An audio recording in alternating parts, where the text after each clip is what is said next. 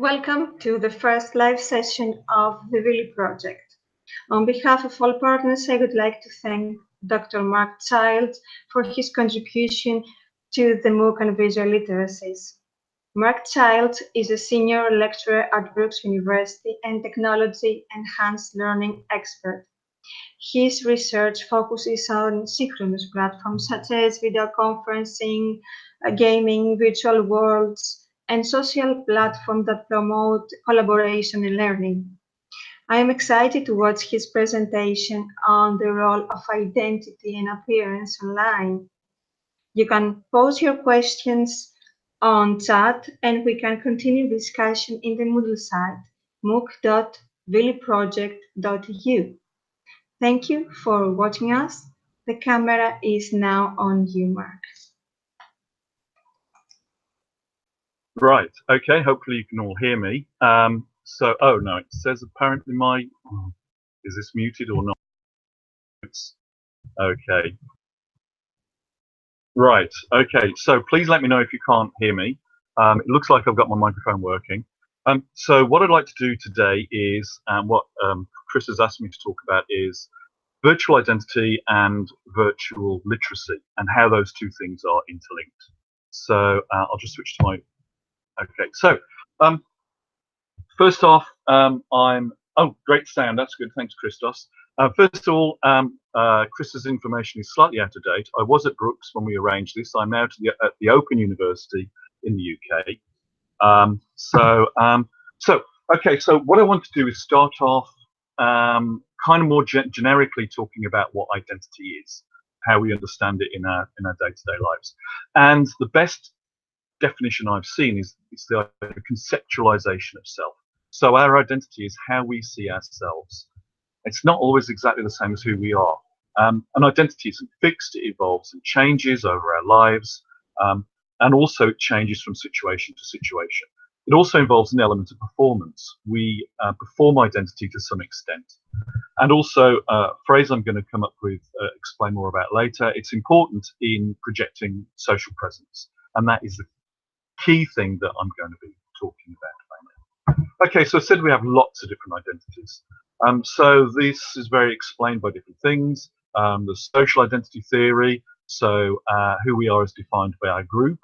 And of course, we might be at home, and that's one identity. We might be at work, and that's another identity. Role identity theory, it's about who we are defined by our role. So we could be a husband, or well, I could be a husband. I am a husband.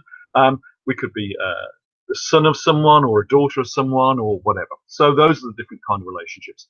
And obviously, there's a big overlap between those two theories. So the other thing is that, of course, we move identity from environment to environment, from home to work to our friends or whatever.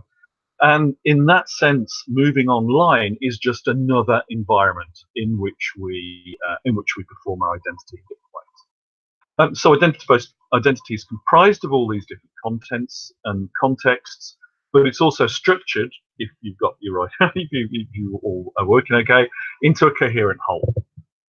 So that's how identity works. Have we got any questions so far? The fun screen of the PPT. Okay.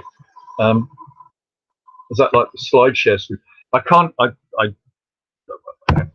I'll leave the questions for later. Okay. So, what is the role of appearance? So, when we're trying to convey our identity to other people, our bodies, the way we present ourselves, is important because that is a way of presenting to everyone else who we see ourselves as.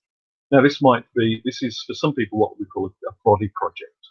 So we manipulate our ability to change our body to some extent in the physical world in order to present ourselves in different ways.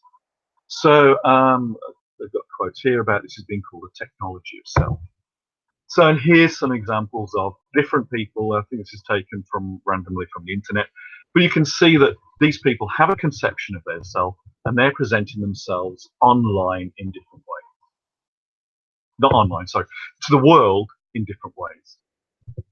However, and this is my next point, Second Life, which is the one I'm talking about in particular, but really any kind of online environment, is not that different from our physical offline identities. So there at the bottom, you can see me at different stages. I think at the first one, I haven't really got a conception of self, but in the second one, I'm presenting myself to the world in some way. That's a favorite jumper. I don't think I chose the shorts, but obviously there's my parents are presenting a identity to some extent. And then there's me, my favorite football team, and then there's me as a student. And this is how I determined I was going to present myself. And when I was evolving an avatar, a way of presenting myself in Second Life, just chosen at random from different virtual worlds, I gradually changed the way I looked as I became more sophisticated in presenting my identity online. So what my first question, and I'm going to pose a question to you all now, so that I'd like to see you giving me some feedback here, is how consciously do you present your identity offline, in the way that do you have this technology of self in which you present yourself in a particular way, and do you do this also online, and do you then choose to present yourself in different ways online using your ability to manipulate your environment? Okay, no, I can't. When I've tried that, Nelly, if I do that, let me see if that works. See, for some reason, let me see if there's a slight lag. We'll see if we can get the slideshow working, and we'll see if that works. But when I've tried this in the tests, Nelly, it doesn't work. See, it's not worked. Sorry. For some reason, I'm presenting this from Google Hangouts, and I can't do it. I can't share full screen. It just doesn't share the application when I go to full screen.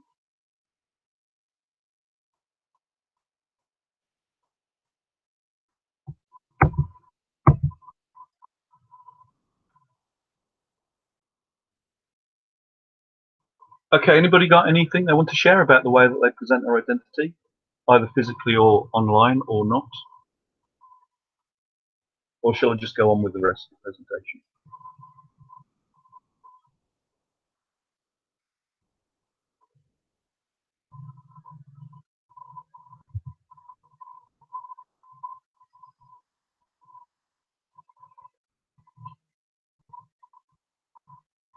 Okay, I'll go on with the rest of the presentation.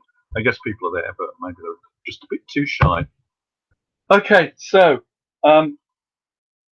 great, Christos, great, okay. So do you feel that you can't control your offline presence in this offline appearance to the same extent? Could you expand on that, Nelly? How do you present yourselves in different ways? Actually, I think there's a lag, isn't there? So let me do this by text. Great.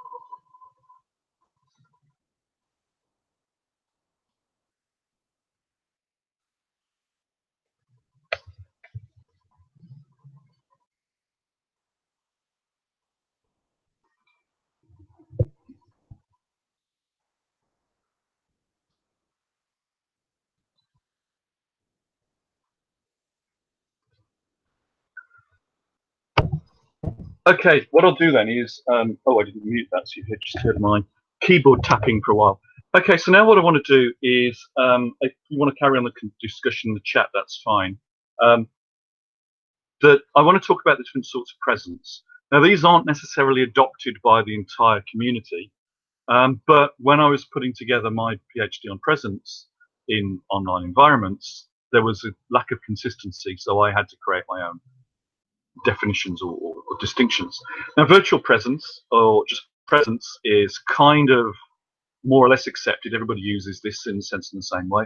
So virtual presence is the feeling that you're within an online environment, a virtual computer-generated environment. Telepresence is the idea that you're at a distance. So when you're doing video conferencing and you feel like you're in another space because it's so immersive, that's telepresence. And social presence is the ability to project yourself to others.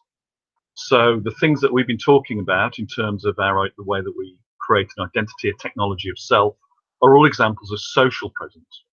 So this idea that you can project yourself, but also that other people can interpret you. So hopefully you've got a fairly strong sense of my social presence because I'm talking, you saw me briefly, these are my slides, so I'm controlling really what you see. So I've got a stronger social presence. Now the people out there have a more limited social presence. So Nelly and Christos have got a social presence because they're responding. There are 6 other people out there who have very little social presence. They've got some because I can see that there are 8 people watching, but the 6 people who haven't responded so far, their social presence is less. It's just a number on the screen.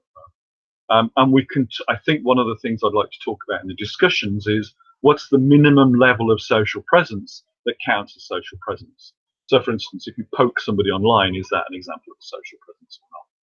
You remember poking from Facebook days, the early Facebook? So the next one, co-presence, that's the idea that you're sharing a space, you're being with other people online. So that might happen in a video conference, it might happen in a chat discussion, in the sense that there are other people hanging out with you. So to some extent, I've got some sense of co-presence with other people in this chat group.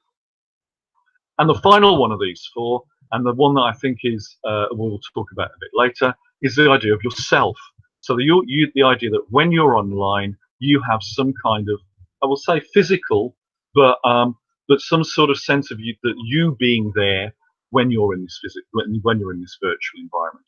So a good example of that, and drawing again from virtual worlds, because that's the thing I'm most familiar with, is when you look down and you can see your own body or the body of your avatar. That gives you a sense that your body, that you are there in that space to some extent. Now, one of the things I found out by talking to students is that co-presence is really dependent on the social presence of the 2 people involved. So, for instance, this is one of the reasons why I like to get people talking. So, online social presence of okay, so some questions I will come back to in a bit. Sorry, I missed Alberta from my list of people who are present online. Okay, so social presence, if you've got 2 people with a strong social presence, that's the best way to create a combined co-presence. So a good example of the difference is if you're in a lecture, that's a very asymmetric kind of social presence. The lecturer has social presence, everybody can see him or her. But if you're standing on the stage and you've got a sea of, I was going to say blank, but hopefully not blank faces out there, those people may have a little bit of social presence, but it's very limited. It's only when they get up and talk and project their own social presence that you have a sense that you're co-located in space. So how does social presence and identity, how do people manifest themselves online in these sorts of things? And these are some quotes I got from students about how they were choosing how to represent themselves in these online spaces. And somebody saying, I don't want to look ugly, I want it to look more personalized, so they wanted to adapt their avatar to some extent. Originality was important to some people. A really curious one, which I think kind of says a lot about how embodied this person was I want to look like I smell nice, which is neat. Skinny and generic, this is one of the things about being able to control the way that you look, the thing that Nelly was talking about earlier. This idea that you can control yourself almost entirely online, your appearance, can sometimes lead people to being very similar to each other. You know, you get this, particularly with the avatars in some virtual worlds, they're all glossy and attractive and tall and all those sorts of things. And then other people are finding that social presence is limited because of all the non-behaviors that they're not perceiving. But I think you can substitute some of those non-verbal behaviors. So what I'm going to do now is show you some examples. And this is what the person meant about wanting to look like, what was the last one quote?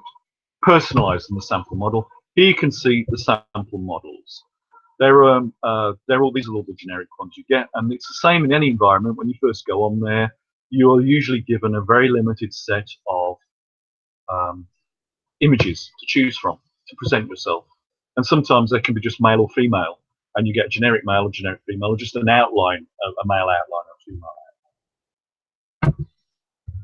But as you can see, this is some people who've got a bit more sophisticated. They're changing their skins, they're changing their clothes, they're starting to look a bit glossier. But again, maybe there's something a bit more generic. Even when you can adapt to different ethnicities, there's a sort of range, there's a limited range, and then maybe the way people present themselves. Well, this is what some people choose to do. So I know he's a guy. The second from the right, screen right, the guy who's the giraffe, that's me. And I chose that avatar because I thought, well, everyone's going to remember that. And people tend to. They think there's that guy who was a giraffe last time. And here's another way that you can actually present yourselves and try and do these things. And these are two very different personalities, people I know quite well offline, or knew quite well offline when I worked with them. And one of them's a very artistic bloke who sort of very creative. Well, they're both creative in their different ways. One more technically orientated, the other more visually and more artistically orientated. And the more artistic one is on the right, and the sort of more techie one, who's a bit of a jokester and all that sort of stuff, trickster, is on the left. And so he's adopted some of the kind of symbolism of the crow, which is a trickster. I can't remember what art movement that is, but he's wrapped himself in that skin. So those are sort of kind of the evolution of the way that as people get more into an environment, they can think of different ways to draw in. And that's not only to do with their visual literacy, their ability to use tools that are out there, it's also their ability to use symbolism, to use creativity or make references to artwork, or even the way that they might want to just break from the norms and then pick something completely out there like a giraffe or whatever. So I've got some questions cropping up, so let's have a look at some of the questions that have come in. Okay, that's interesting, Nelly. You've always found them a bit distracting. Is that avatars? Hang on, sorry, I forgot the lag.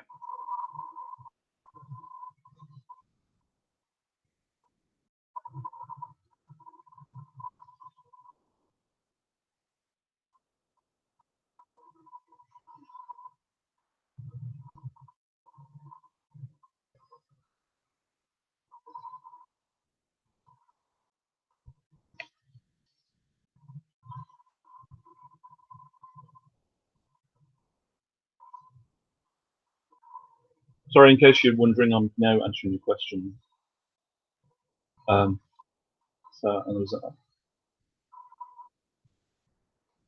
Okay, Alberta. Oh, hang on, sorry. Logging in.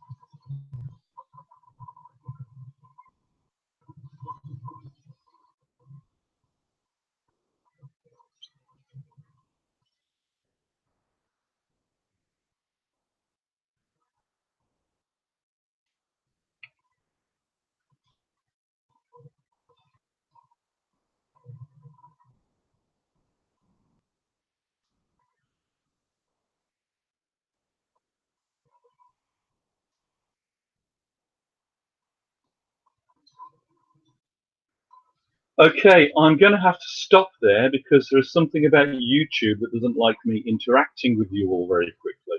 Okay, so I'm going to have to do this through voice, and you're going to have to forgive the lag because I'm going to be responding to questions that you asked a while ago.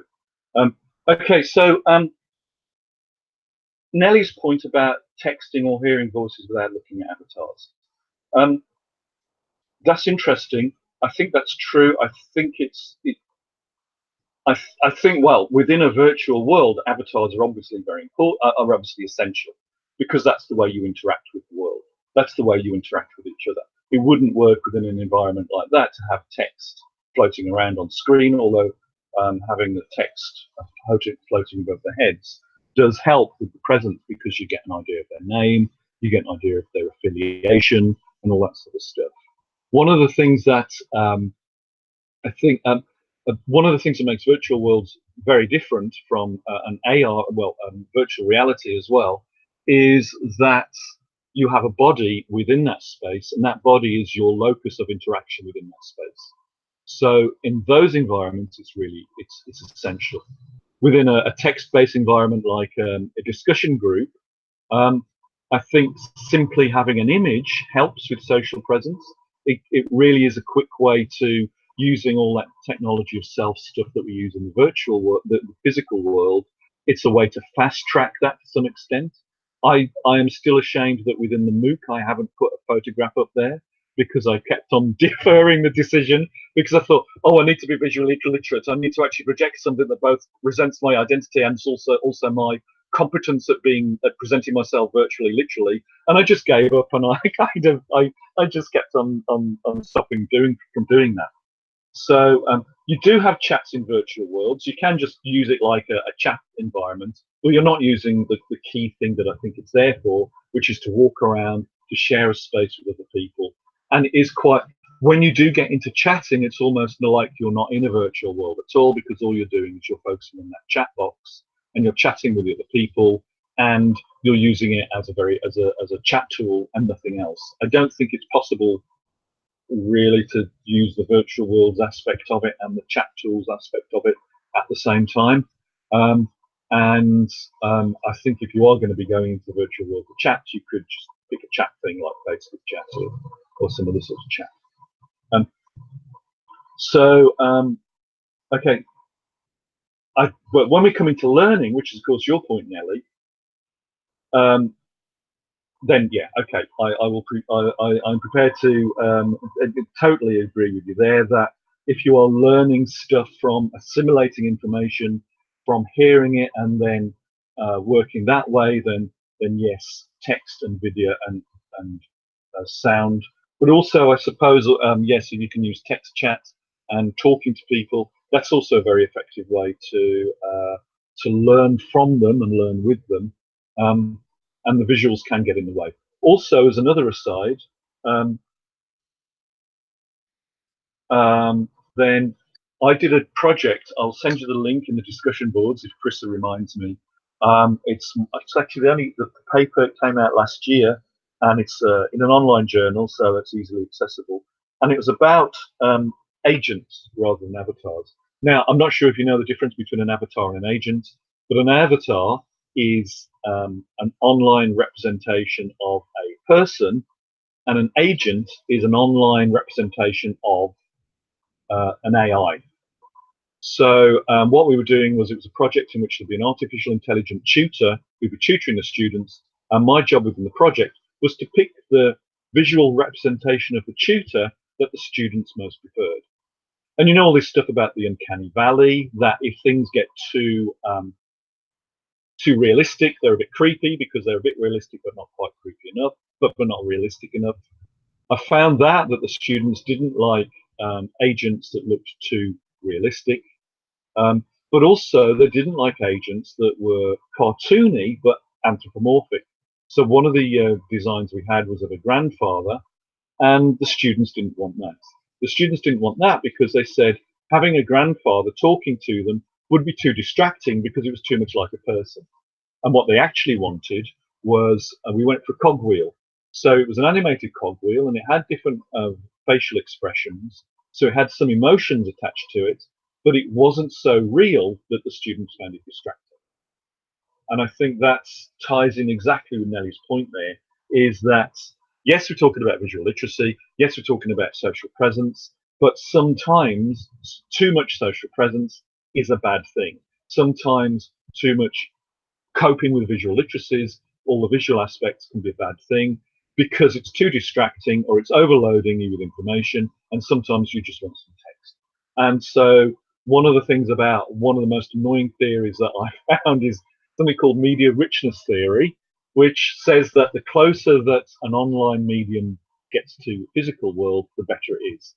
And it's completely making a whole set of assumptions about how we communicate, and sometimes less is more. Sometimes targeting the information in the medium that is best orientated to people receiving it is better than having the biggest, the best, the latest kind of technologies. And I think this is a caution we need to have about VR as VR becomes more and more ubiquitous, or more ubiquitous. Oh, that's not good English.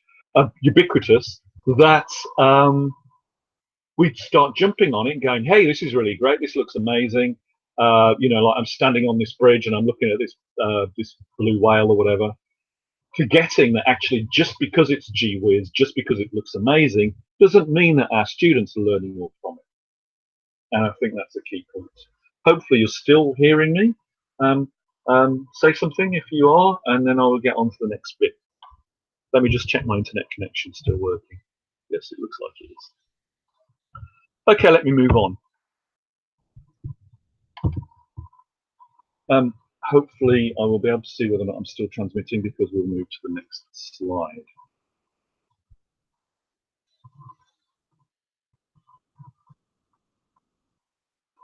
Okay, this is the my creation. No, this is activity. I don't know if you're, but it's not really a theory. It's just a list of all the different things that go on with an activity. What I did with the thesis was I extended this because I thought two of the things are missing from activity theory. Those were identity and presence. I think those two things are key to a learning experience, and they weren't within the standard activity theory model. So that's what I did with theory. You can read the paper on it. I'll link to the references at the end. So what I'm using is this model to talk through what all the different things are that can actually help you construct an identity.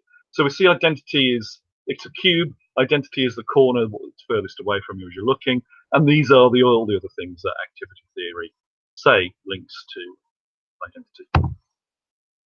Okay, so brief list what we do. So our whole sense of how we interact, what our roles are, what we need to do, that informs identity. Who we are, so an innate, one would presume, aspect of ourselves. But then also, when we're looking at visual literacy and the way that we use it for visual identity, it's the tools that we can use. So if we're great at modding, or if we're great at describing ourselves, if we're looking at text completely, so text, text. I'm thinking of my text. Text, as Nellie was talking about. But then again, it's your ability to express yourself within a few lines of text is key to being able to project that identity and having that kind of social identity. Our roles are important. We might be an admin, so we actually have control over what goes on. We might have a premium account, so we have more choice of visual images to choose from. We might, so there's a whole range of different things. I was working in Oman, where people tend to limit the interaction between sexes. So everybody was anonymous, but when you make everybody anonymous online, or pseudonymous, they have a pseudonym which they constantly use. Then the interactions open up enormously.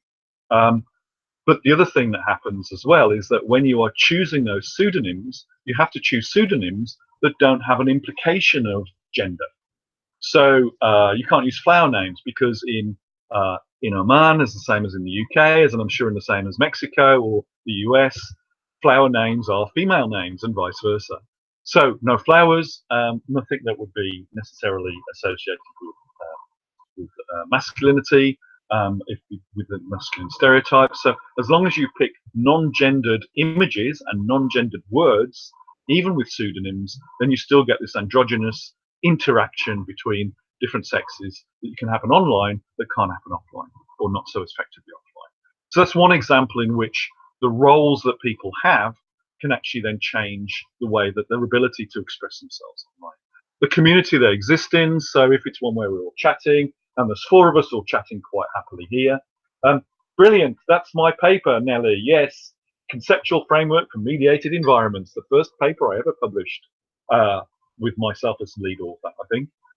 Well done, fascinating. Nobody's ever read it. No, I think it's the most cited one. I think 10 people have cited it. So hopefully you've got more from your ND than that. So your community. So we've got a little chat going on here between the 4 of us. There's some other people watching who aren't taking part, but immediately I think we feel there's a bit of a community cropping up here. Great. And then the rules. So obviously there are some rules. I was reading about redlining of institutions, particularly in community colleges in the US, that there are certain things that are actually the internet blocks. Also the rules about, but there are also certain rules that, people will be excluded from communities if they break them. That's one of the reasons why pseudonyms are still working, even though people are anonymous. They don't want to, if people are pseudonymous, if they're using a pseudonym and they always use that name to go into the community, then they will behave themselves because they don't want their access to that community blocked using that pseudonym. So even though it's not their real offline name, it's an online name, it's a name they only use online, but they gradually build up a social capital around that pseudonym, which is still important to them. So it still works. So I don't think it's great to use people's real names in a lot of environments, but if you use a pseudonym, then you've got the same kind of social controls as you do by using the real name. And then so presence as well, which we talked about. Okay, so now what I want to do, and this is a book that actually was quite successful for 2 ways. One, it's the second most best-selling book within that particular series, which is quite, at the time anyway, which was quite an achievement. And the other one was that I ended up marrying my co-editor. So PTA is now Child's A. One of the things I want to talk about is talk through the different kinds of ways that people use these online identities, mainly drawn from virtual worlds, because that's what my background's in mainly. But I don't think you'll agree. I think you'll agree that it's not exclusive to online. Okay, so one of the ways that people present themselves online is their online persona is exactly the same, or almost exactly the same as their offline persona. Now, I don't know if you know the person on the left, but that is pretty much what she looks like in real life. For some people, it's very similar to their offline identity. So, but even then, we're slightly different. We're slightly different with our friends than we are with our family. We're slightly different at work than we are at home. And this is another environment, and so we will then perhaps be slightly very different as we move. But also, of course, now Sarah, who's that person there, is very accomplished at presenting, at creating the way how she looks. Also, when she did this, she was head of an institute which had loads of programmers, so they could actually map what she looked like and project that online as well. So there was she had a lot of power, a lot of visual literacy, and a lot of ability or access to ability of people to reproduce that online identity. And the ability of ourselves to represent that complexity is limited by our ability.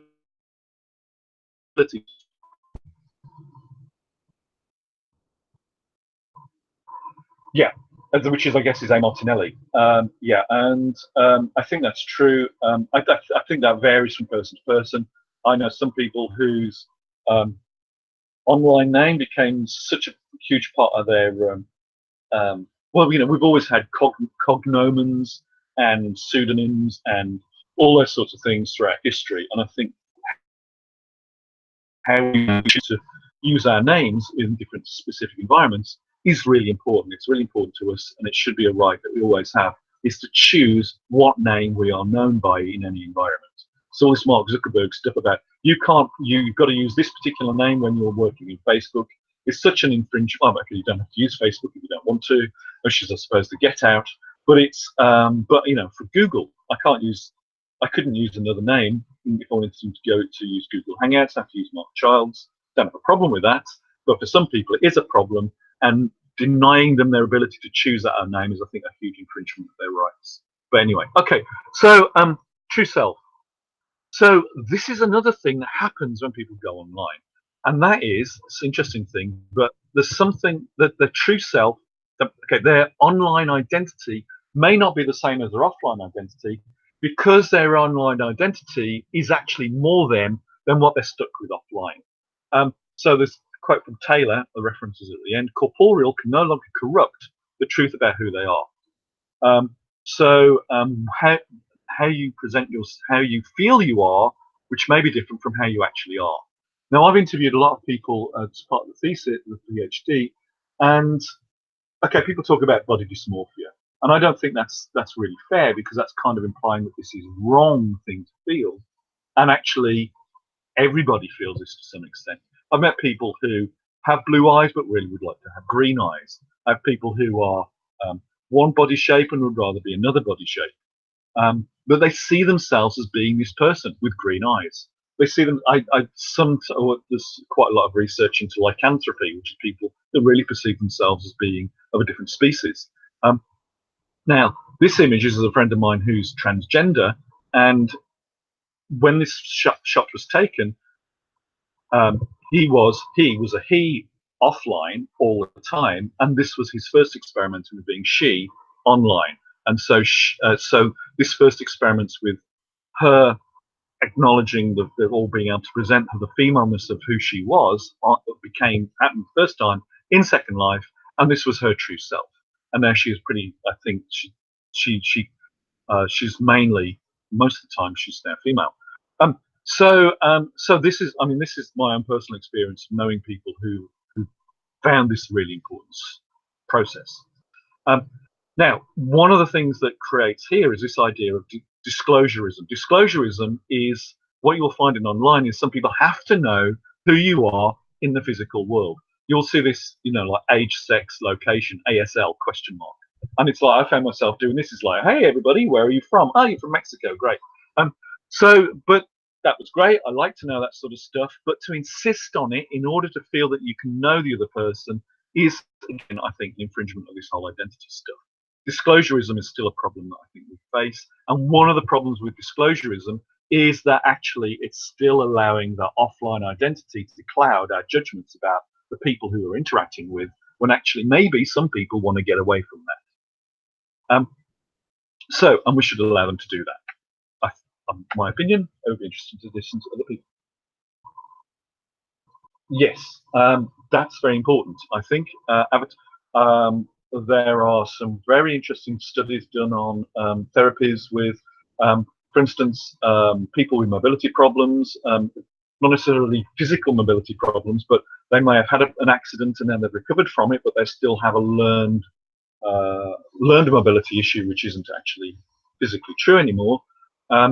And one of the therapies is to get them walking around as an avatar, and then they find that they actually will then start moving more fluidly in their offline bodies. And there's one or two, and I've got one coming up as well. Well, maybe it's therapeutic. We'll talk about this. Okay. The other thing is performed identity. So again, all identity is performed all the time. I'm performing as being, a kind of upbeat evangelist for virtual worlds or whatever. And maybe that's not me really. Okay, so there's also within a lot of online environments, and these are fascinating. And I would suggest you go and see some of these if you can. Not necessarily virtual worlds, but any other things. I've done work with video conferencing and virtual and performance. Theatrical performance in online spaces. And there we can see an example of somebody performing The Tempest in Second Life as it happens, but it didn't need to be. And also, I was doing a session last week talking about virtual, other ways of doing theatrical performances, and somebody mentioned role play and cosplay. And cosplay, if you've ever been to a cosplay event, some people will actually not just dress up as a character or behave as them, and that's pretty much like an extended improv performance. If you've ever been to sort of theatre in the round, or secret cinema is very popular in the UK, where people will actually recreate a scene and act from scenes from a movie, and you will be standing in there, and you'll be standing in a bar in Tatooine, and there'll be a Twilight coming up to you. Sorry, Star Wars fan. And then you can start chatting to this person as if they were a Twi'lek and you were a visitor to the canteen. So those are kind of the improv things that we can do in the physical world that are to do with role play and about assuming an identity. Now, one of the things that happens within this thing as well, a projective identity, which is a term from JPG, the G spelled G-E-E. And one of the issues I've found is that everybody seems to interpret. I've read not just the original books by the paper by G, but also people who've read them, and everybody comes out with a different interpretation of what this is. Now, my interpretation of what G means here is that within a lot of role play games, particularly or within cosplay environments or within role play environments, there are limitations into what kind of identity we can actually have. So if it's a Star Wars environment, it has to be, if you're creating an identity to exist within a Star Wars role play, it has to be somebody from a planet that's already established within the Star Wars universe. You can't say that you're from Earth because it's from a different galaxy, far away. So projective identities, if you go into role play, but one of the things about what G says about role play identities is that something of your physical offline identity, your out of game identity, will leak through. And so therefore, when you're projecting yourself in these environments, there will still be something of you in there. So for instance, all my characters, when I'm playing games, have blue eyes because I've got blue eyes and that sort of stuff. Or they might be whatever, other physical, mental aspects of me as well, character aspects. Okay, one more. And that is, oh no, two more. Okay, so online is a chance to explore. One of the things that happens as we're growing older, maturing, is we experiment with possible selves. I mean, some of us stop doing this, some of us are constantly doing this. So, but we're testing out different ways of being, see if there's one we want to adopt. Now, I don't know if you do this when you're online. As Nelly was saying, they can be a therapeutic, but also you can do things like, I'm quite introvert. I will go into this environment, I'll be extrovert. I will, when I'm doing this, I will, it might be a virtual world, but it might be a chat room, and you might go in there and actually pretend to be somebody else, not to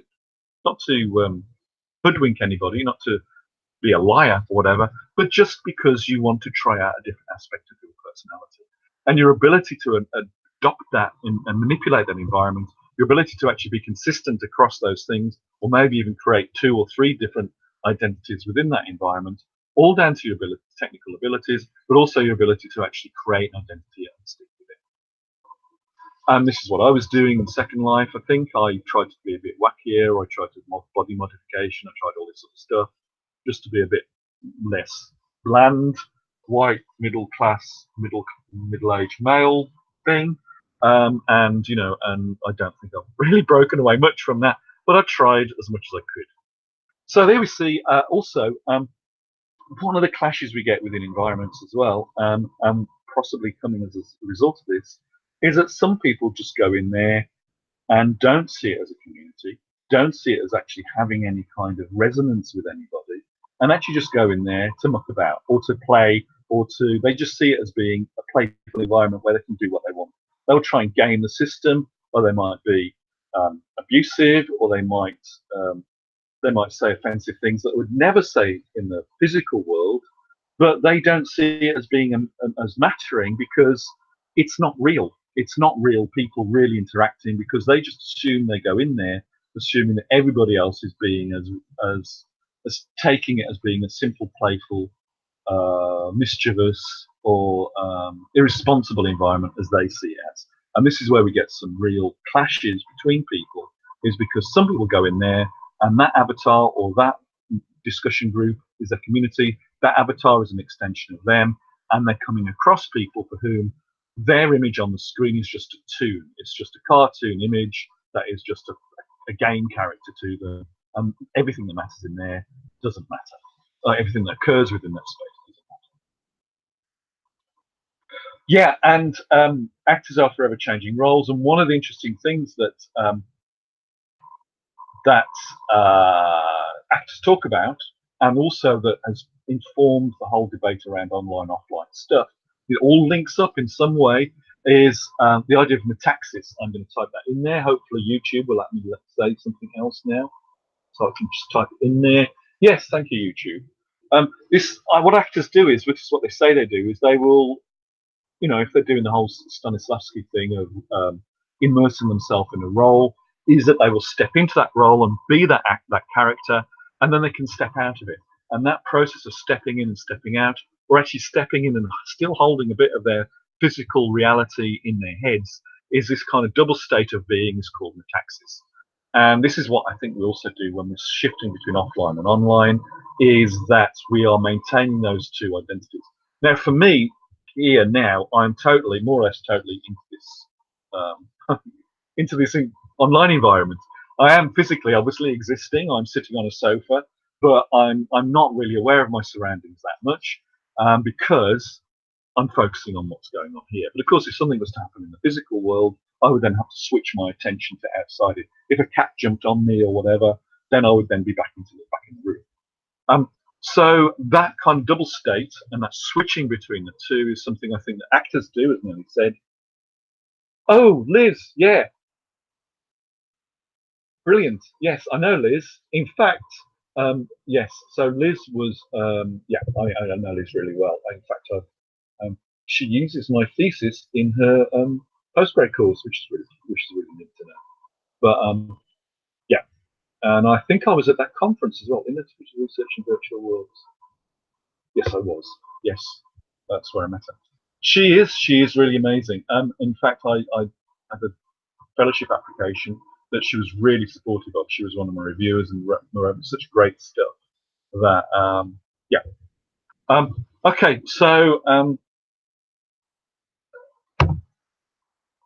here's something that is in your that Chrissa circulated for your prior reading for this course, for this session. And what I wanted to talk about next was identity tourism. And identity tourism is actually putting yourself in the situation of other people in order to experience something, and I would only say a very small fraction of that person's experience. So, for instance, again, I have to draw examples from Second Life because that's what I'm familiar with. But we had a group of students that had pregnancy, that were all, their avatars were pregnant, and this pregnancy mod meant that they had to keep on dropping out of meetings, online meetings, because there were demands placed on their avatar. They had to keep on eating at different times. And all that sort of stuff. So again, it wasn't really like being pregnant, but it kind of showed you how it could be a bit difficult sometimes, a bit difficult, and also that what we're trying to get across is how much of the difficulties that pregnant women face is down to social constructions, so that you can't go off and just whatever, eat at different times or sit down because your ankles are swollen or whatever, because social mores prevent you from doing that, and the same is happening in the virtual world. So at least that part of the teaching we get across. Here's from the paper. This is what Mel Slater. I know Mel. I just used a lot of Mel's stuff in my work in the past, and then they're working with some other people on this paper. And what they did was, you can see there's the avatar on the screen, and this person's into a mocap suit, and so therefore they are looking at themselves through the VR, and that's all in real time. So as they're being mocapped, the VR is translating their movements back into their own image of themselves while they're looking in a mirror. So they're seeing themselves in a mirror, and every time they move, their avatar moves, but their avatar has a different ethnicity. And the idea is that actually that you can then actually reduce any unconscious racial bias you might have, because you're identifying more with somebody from that ethnicity. And I've read some responses to this going, this is a YouTube video this is images taken from, and on the YouTube comments people are going, this is crazy, but this is what those Mel Slater and the rest of them found. And there's some empirical data to indicate that this is what actually has happened. So you can't just gainsay that as a statement. What you have to do is do some more experiments and see whether or not it works when you try it. But I have seen people talk through, so the pregnancy thing, we got some ideas across there. the racial bias thing. There's been some other experiments with different ethnicities and spotting sex and race bias in online environments. We changed some of these avatars so people related to different ones. Okay, so anything anybody wants to say on that? Do you identify with any of those identity things? Is that something that you will actually you actually query? Do you have a problem with any of those issues? Let me go back to this one. Has anybody read that paper and wants to come back on that at all? So Nelly, Alberto, or Christos, I don't think you want to say on those things. Or I'll give you a couple of minutes. We'd like to catch up. Give them on signal to get the moon and back.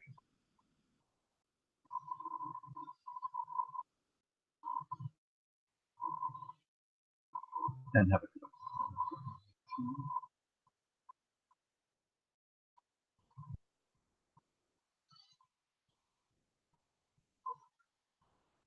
one. Okay. I assume it's still all there. There's still 8 people watching. Okay, so I don't know if we're all educators, but this subject is about education. So I just wanted to go through very quickly a couple of examples of teaching I've done, which involves, well, projects I've worked on that involved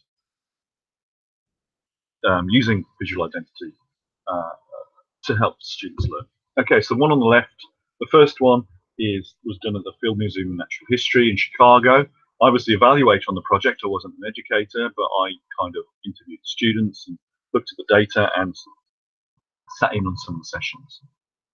And the other one is something where I was teaching, and that's Birmingham, UK, the Birmingham, and it was an undergraduate module, 2 different modules, one for journalism students, one for media studies students.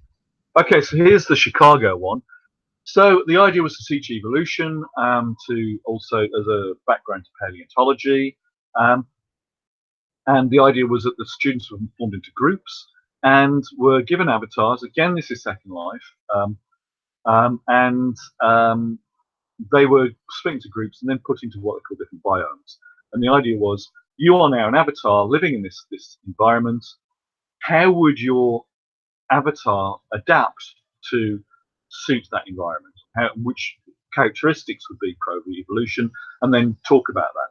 So the students did that. So they're in the rainforest and they become green and able to swing from trees, or they're in a coral reef and they blend in, they're camouflaged. Somebody's wearing tartan shorts for some reason. I don't know what that's to do with coral. Not all students are on task. In tundra, again, camouflage mainly, but also a bigger body mass index because that helps retain heat. And then we've got desert. Again, it's a bit early one.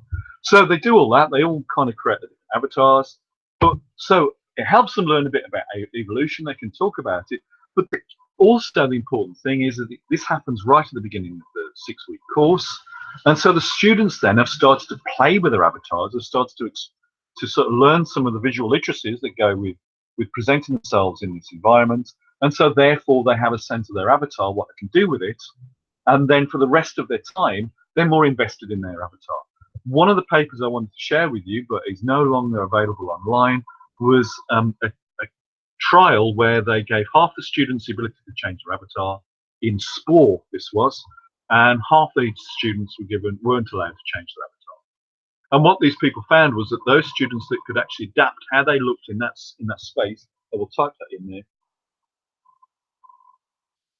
spore. I don't know if everyone's familiar with that. The ones that could adapt their avatar learnt more. Okay, clinical trial, everything else, all the other factors were kept absolutely the same. And the only difference between one group and the other group on the whole was that this one group could change their avatar, and they just learned. They were more effective at learning. And I think this isn't necessarily absolutely prove a really strong indication of how important this ability to express yourself online, to change the way you look, change your identity in these spaces matters. Okay, this is the one I was teaching. This is the session I did. What I wanted to do with these students was get them to explore the ideas of identity. So I talked about all the things that I've talked about with you, about conceptualization of self, of technology of self, and all those sorts of things. In fact, the slides may have been used previously for that presentation. I don't know. And then what they did was, again, virtual world. They went into this space, and this is the very simplest thing that you can make in there is a cube. So you just create a cube, you drag and drop these, you upload the images and drag and drop them onto the cubes. 5 images. Obviously, you don't need one for the bottom because you never see that. And then what the students did was they would go from cube to cube to cube, all of the avatars moving. And I think this is where physicality of the avatar does matter rather than just text, because there's this sense of concerted movement, of co-location, of all being close to each other that the students can interpret because it's all visual signals. And then one of them would talk and present about their identity cube. And we can see there somebody likes HIM, because that's really Valo, but others would have different things, and they'd be about sport and why they like their sport. And there's mine you can see because it's got my avatar on there with the spiky hair. And you can see somebody at the back with James Dean. All of these things, these are just different aspects of the things, that the way that the students conceptualize themselves, both offline and online. This is a really simple thing, but really effective because they just really open them up, not just to talk about themselves, which wasn't the task, but to talk about their understanding of what they do. Okay, so here are my conclusions. Oh, just in time. So these are things about visual literacy. Identity literacy isn't just about being able to, visual literacy is really strongly linked with identity literacy. So your ability to represent yourself online is limited by your knowledge of the tools, but it's also limited about how much you know about yourself and how your abilities to express yourself within those spaces. And as Nelly says, it could be text. That's a key thing. Or it could be picking the right image that represents you. That's one of the reasons why I think selfie culture is taken off so much. It's not so much because people are being self-obsessed, but people by taking lots and lots and lots of photographs, so there's massive photographs of them. It's about finding that one photograph that actually represents how you see yourself, so that you can use that for representing the rest of the world. Online is about an ontological shift. So it's not just about the technologies, it's about that what we're doing is we're moving from one space to another, we're moving from one way of being to another. It's got links with the offline world, but there are a whole other set of different things that we do within it that open up more opportunities, and it's understanding what those are and being able to exploit them effectively that makes online such an environment that is productive and invigorating and great to explore and a great tool. Okay, not everybody approaches online identity in the same way. You have people who are disclosurists. You have people that just treat it as an environment where anything goes. And you have those in between who actually take it seriously, but that online space is just an online space, and you don't pry into the offline space. None of those things are worse than another. None of those things are necessarily wrong. It's about being aware of the fact that those things are different and having those differences explored up front so that your students don't come into a culture clash with somebody who's got a different kind of perception of the way it goes. Okay, those are my conclusions. Anybody got any questions for the last few minutes? I'm not sure, Chrissa, if you want me to hand off back to you. I mean, struggling with Google Hangouts again, but I'm happy to do that. Or shall I just close up when our time is up? Anybody got any questions? I'm really looking forward to continue this in the discussions in the Mooc. As I said, one of the things I want to talk about is minimum viable product or minimum viable presence. What is the kind of presence which actually we can least get away with or is least effective online? That's one question. Okay. I think, Christos, that's really important thing to note. I mean, I particularly with the whole data farming stuff that goes on, and that also if you can connect all these things together, that you're discoverable in a lot of ways. I mean, there are people that have very genuine concerns. They may have been stalked. They may have an abusive ex. who they don't want to track down. All these sorts of things mean that actually being able to be private if you want to be are really important. That might be something to do with sex. They may be gay, and in a space where they're not allowed to be gay in the physical world, and their online environment is their only space where they can actually be who they want to be. So that's also important to them, and that should also be respected and be able to be preserved. So I think one of the things we can do is actually enable people to be pseudonymous, to resist as much as possible the way that all of these things seem to link up our identities. So if I log into YouTube, it knows who I am in Google Hangouts. It knows who I am in Google Mail. It can link all these things together. And if I make a comment on a YouTube video that somebody takes offense to, then I ended up with that in my Gmail account, coming into my Gmail. So all those sorts of things, we need to be able to we need to think of ways to preserve those differences, to stand up for those segmentation of our different aspects of being. I mean, the only thing I've got, the only tip I have, is that my professional account is on Firefox. So all of my professional logins, all of my Google logins are all stored on Firefox. All of my personal stuff is on Explorer. So all of my private personal email accounts. Sorry, and so Firefox is for my Open University stuff, and Chrome is for my business. But I was a freelance consultant, so my business stuff is within an environment. So I've got 3 identities strung across 3 different browsers. So hopefully they don't all link up, and I don't accidentally log in as the wrong person when I'm logging into an environment. But that's as much as I can do, and that's not enough, really.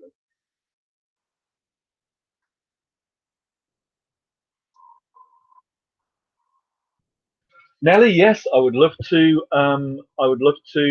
Speak at the VW Mooc. So in Cambridge Analytica is absolutely where I was coming from with that.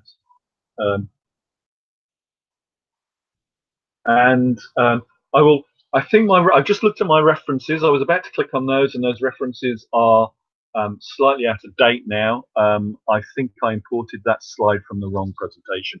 But what I'll do is, as an incentive to go to the Mooc, I will post all of those in the Mooc over the next day, probably this evening, probably tomorrow, and make sure that everything that's in there is properly referenced, particularly the stuff to my stuff, although you found them at Keyword.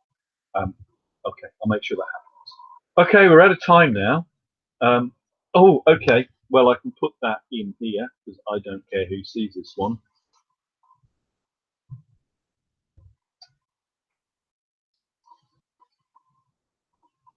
It's absolutely true. People can build that profile together. And particularly in virtual worlds where people are a bit more explorative, if you're doing that, well, no, any environment where you're exploring, doing that identity exploration, that can come back and cause trouble in some situations, particularly if you were just trying things out and it kind of wasn't really who you wanted to be, and then you can't really shift that. I think maybe one of the gurus of e-learning here, Josie Fraser, was talking about this and saying that social mores will become a bit more relaxed. You still hear stories of teachers being fired because there's pictures of them on Facebook getting drunk. Well, yeah, but nearly everybody gets drunk at some point, and maybe people just line up a bit about some of the things that we are a bit more uptight about now, because all of our, what Goffman calls our offstage roles, are becoming more and more pulled on stage because of social media and because of technology, and maybe we won't be so bothered about them anymore. It might take a bit of time, but I think it will. And the online social presence, Josie Fraser, again, I'm going to have to use her name. You'll look her up. She does some really good stuff. I just can't spell it. There's also talked about authentic identities. So when you actually are I've done this when I've been about to meet people and I've searched for them online just to get a bit of background on them, to know what they look like or what sort of things they might be into, and there's absolutely nothing about them. that doesn't actually look like they're protecting their identity. That's actually protecting your identity to such an extent it actually looks dodgy. It thinks, why is this person hiding so much? Obviously, maybe they're not. They're just not a very online present person. But I think online presence is now such a given to some extent that that when somebody has zero online presence, we maybe are a bit suspicious of that. So I think having an authentic identity where there is enough revealed about you that people get a sense of who you are without knowing too much about you, then that they don't want to know who you are, is probably the best balance to get to. But of course, we don't have enough control over who sees what to ensure that that happens. Okay, that's great, and I'm sure that I think there are one or two. Mark Charles is quite a common name, so if you Google me, Google my name, there might be other people who crop up before me, but I'm the only one in e-learning, so you'll find me if I've written about e-learning, then that's me.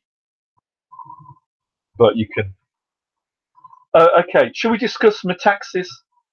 Oh, I've got. I think I don't know. I've got a website. And if you want to, okay, it won't let me post a web address. Okay, what we'll do is we'll talk about metaxas more. So, okay, two things. One is minimum viable presence. The other is metaxas. I think metaxas requires quite a lot of explanation, and I think metaxas will save the world. So we can talk about that a lot more. And I'm trying to get them to do a second PhD on metaxas. So it's a key thing for me at the moment. So let's talk about that, Alberto, online in the Mooc, and hopefully Krista can set us up a place to talk about us. Okay, is there anything else? Okay, no, I think those are good things. Okay, and we're nearly 10 minutes over, which is great. I really love to have your questions. So we'll look for a few more. I will keep this discussion going in the Mooc. Okay. Great. Okay, thanks particularly Nelly, Alberto, and Christos for contributing. Chrissa for it's sounding like an Oscar thing now. Chrissa for setting it all up, and also the other people that are watching it take part. Thanks for lurking. That's great to have you around. All right then. Okay, I'll chat to you all in the discussion forums online then. Okay, thanks a lot. Okay, bye.